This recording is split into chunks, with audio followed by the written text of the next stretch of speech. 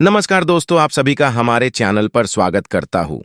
दोस्तों, क्या आपको पता है कि एक बार इंद्रदेव ने महादेव पर अपना अस्त्र उठाने का दुस्साहस किया था और तभी महादेव के तीसरे नेत्र खुल गए थे और इंद्रदेव को भस्म किया था।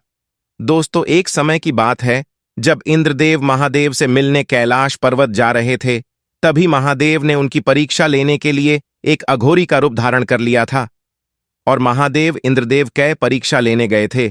दोस्तों, जब इंद्रदेव कैलाश पर्वत जाने के लिए स्वर्ण लोक से निकल पड़े और वहां से प्रस्थान किया, तभी महादेव भी उनकी परीक्षा लेने के लिए निकले। जब इंद्रदेव बिच्छ रास्ते में पूगे, तभी महादेव ने अपना रूप धारण कर लिया और बिच्छ रास्ते में विश्राम करने के लिए सो गए। तभी इंद्रदेव भी उन्हीं रास्ते पर आ रहे थे। जब इंद्रदेव ने रास्ते में कोई सो रहा देखा तो उसने वहां पर उस अघोरी को वहां से हटने का आदेश दिया, लेकिन वो तो सोए हुए थे, उसने कुछ नहीं सुना, वो वह अशक्त भी था।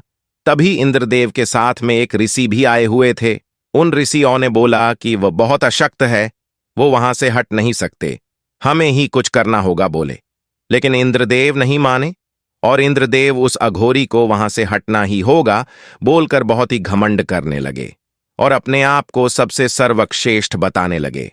उस ऋषि ने इंद्रदेव को बहुत समझाया, लेकिन इंद्रदेव नहीं माने और अपने आप को इंद्रदेव के नाम पर घमंड करने लगे, क्योंकि उसको पता नहीं था कि वो अघोरी बाबा स्वयं महादेव है।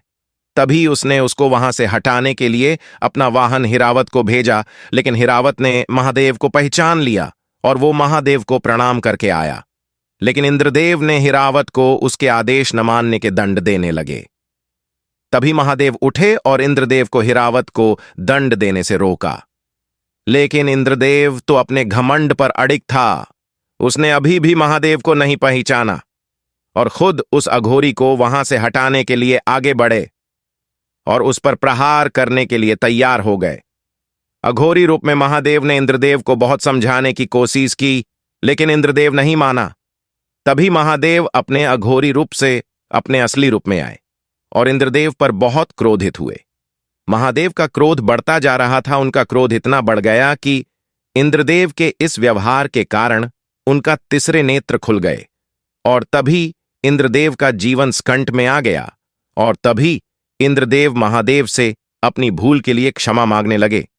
लेकिन महादेव का क्रोध नहीं रुका। तभी इंद्रदेव अपनी ज्ञान बचाने के लिए वहां से भागने लगे।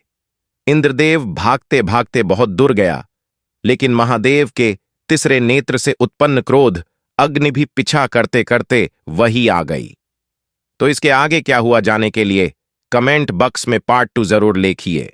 आज के लिए बस इतना ही, मिलते हैं कल नया वीडियो के साथ। अभी के लिए आप सभी को हर हर महादेव।